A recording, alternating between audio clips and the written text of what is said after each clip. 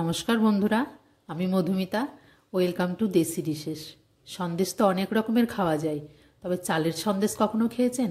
কথা দিচ্ছি, 1 কাপ চাল দিয়ে পুরো পরিবারের জন্য সন্দেশ বানিয়ে নেবেন। এর স্বাদ কখনোই ভুলতে পারবেন না। যতটা সুস্বাদু খেতে হয় ঠিক ততটাই হয় নরম। তো চলুন, পুরো ভিডিওটি দেখার জন্য অনুরোধ রইল। এখানে আমি নিয়ে নিয়েছি কড়াইয়ের মধ্যে 1 চামচ ঘি এবং 1 কাপ গোবিন্দভোগ চাল। গোবিন্দভোগ চালটা আমি ধুয়ে আধ ঘন্টা আগে একটু জলটা ঝরিয়ে নিয়েছিলাম। আঁচটা মিডিয়ামে রেখে চালটাকে খুব ভালোভাবে ভেজে নিতে হবে। খেয়াল রাখতে হবে চালের প্রত্যেকটা দানা যেন খুব ভালোভাবে ভাজা হয়। ভাজতে ভাজতে যখন এটা একটু লাল হয়ে আসবে তখন জানতে হবে চালটা ভাজা হয়ে গেছে। হাই ফ্লেমে কখনোই ভাজবেন না, নইলে কিন্তু চালগুলো পুড়ে যাবে। এটা আমার ভাজা হয়ে গেছে। চালটা সম্পূর্ণ ঠান্ডা হওয়ার পর একটা মিক্সিং গ্রাইন্ডারে আমি এটা গুঁড়ো করে নেব। এখানে স্বাদটাকে বাড়ানোর জন্য দিয়ে দিলাম কিছু আমন্ড এবং কিছু কাজু। সবগুলোকে একসঙ্গে মিক্সিতে একদম মিহি করে গুঁড়ো করে নিতে হবে। এখানে আমি একটা কড়াইয়ের মধ্যে সামান্য পরিমাণ জল দিয়ে দিয়েছি 1/2 কাপ চিনি। 1 কাপ চালের জন্য 1/2 কাপ চিনি দিলেই হবে। চিনিটাকে খুব ভালোভাবে গলিয়ে নিতে হবে। একটু হাই ফ্লেমে চিনিটাকে গলতে দিতে হবে যেন সম্পূর্ণ জলটা মরে যায়, এবং চিনিটাকে একদম ক্যারামেল করে নিতে হবে। যখনই এটা লাল হয়ে যাবে তখন চিনিটা ভালোভাবে গলে যাবে। দেখুন, এখানে চিনিটা একদম ক্যারামেল হয়ে গেছে।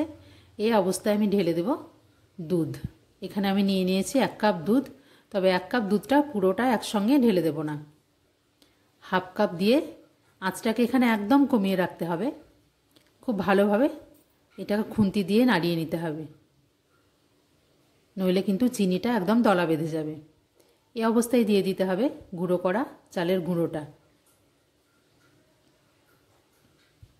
অনবরত এভাবে নাড়তে হবে।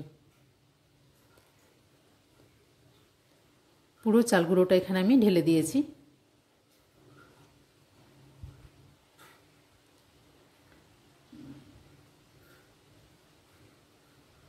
খুব ভালোভাবে নেড়ে এটা মিশাতে হবে। একদম আঁচটা কিন্তু লো রেখে কাজটা করতে হবে।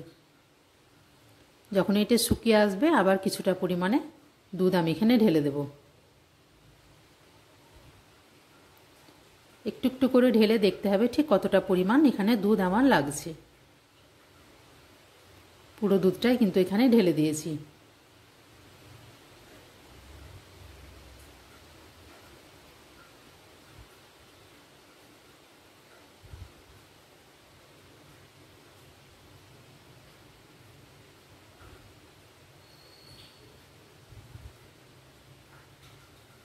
দিয়ে দিলাম আরও কিছুটা দুধ। খুব ভালোভাবে নেড়ে এটাকে যতক্ষণ না চালটা সেদ্ধ হচ্ছে এভাবে দুধ দিয়ে কিন্তু নেড়ে যেতে হবে। যখন এটা সেদ্ধ হয়ে যাবে তখন যখন কড়াই থেকে এটা একদম দলা পেকে যাবে তখন জানতে হবে হয়ে গেছে। এখানে আমি স্বাদটাকে আরও বাড়িয়ে দেওয়ার জন্য দিয়ে দিলাম 1 চামচ মতো ঘি।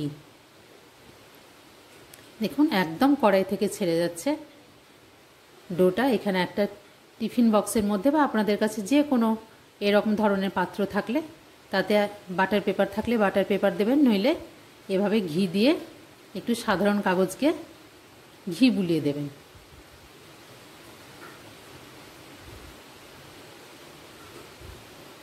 এইভাবে এটিকে ভালোভাবে ছড়িয়ে দেবেন।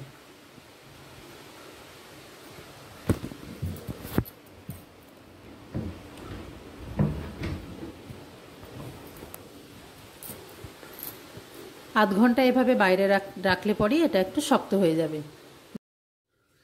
এই রেসিপিটি ভালো লাগলে আমার চ্যানেলটিকে সাবস্ক্রাইব করবেন, লাইক করবেন এবং বেল বাটনটি প্রেস করে আমার পাশে থাকবেন। এটি খেতেও খুব সুস্বাদু এবং একদম নরম। দেখেই বুঝতে পারছেন ঠিক কতটা এটা নরম হয়েছে।